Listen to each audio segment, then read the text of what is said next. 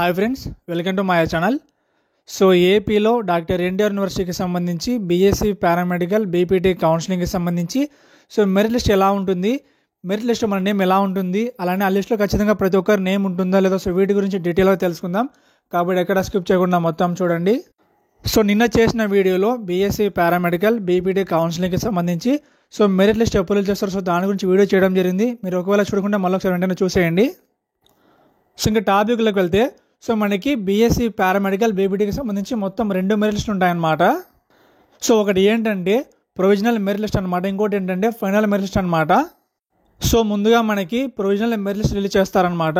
So అది ఎలా ఉంటుందంటే సేమ్ యాసెస్గా బీఎస్సీ నర్సింగ్కి సంబంధించి మెరిట్ లిస్ట్ ఎలా ఉంటుందో సేమ్ అలాగనే ఉంటుంది. కానీ ఓన్లీ డిఫరెన్స్ ఏంటంటే సో బీఎస్సీ నర్సింగ్కి సంబంధించి ఎంసెట్ బేస్ మీద ఉంటుంది, కానీ మనకి పారామెడికల్ బీపీటీకి వచ్చేసి ఓన్లీ ఇంటర్ మార్క్స్ మీద ఉంటుందన్నమాట. సో ఒకసారి ఇక్కడ చూడండి, ఇది ఏంటంటే సో బీఎస్సీ నర్సింగ్ కౌన్సిలింగ్కి సంబంధించి ప్రొవిజనల్ మెరిట్ లిస్ట్ అనమాట. సో ఇందులో మనకి ఎలా ఇచ్చారంటే సో మనకి first merit number, registration ID, AP EAMCET hall ticket number, AP EAMCET rank అనమాట. కానీ మనకి పారామెడికల్ బీపీటీలో ఇవి ఉండవు అనమాట. మనకి ఎలా ఉంటుందంటే merit order, registration ID, direct తర్వాత మనకి name of the candidate, date of birth, gender, local area, caste, minority, దాంతోపాటు మనకి పక్కనే సో మనకి ఇంటర్కి సంబంధించిన మార్క్స్ ఉంటాయన్నమాట. సో బీఎస్ నర్సింగ్ వాళ్ళకి సంబంధించి ఎంసెట్ ర్యాంక్ ఉంటుంది, కానీ పారామెడికల్ బీపీటీకి మనకి ఇంటర్ మార్క్స్ ఉంటాయన్నమాట. రిమైనింగ్ అంతా మనకి సేమ్ యాక్సెస్గా ఉంటుంది. అంటే సో బీఎస్ నర్సింగ్ ఎలా ఉంటుందో మనకి పారామెడికల్ బీపీటీ కూడా అలానే ఉంటుంది. సో ఈ ప్రొవిజనల్ లిస్ట్ ఏంటంటే సో ఎవరైతే అప్లై చేసుకున్నారో సో వాళ్ళకి సంబంధించి మొత్తం వెరిఫై చేస్తే వాళ్ళ నేమ్స్ ఈ లిస్ట్లో ఉంటాయన్నమాట. సో ఎవరికైతే అప్లికేషన్ స్టేటస్లో VO2 వచ్చి ఉంటుందో ఆల్మోస్ట్ వాళ్ళ నేమ్స్ అన్నీ కూడా ఈ లిస్ట్లో ఉంటాయి.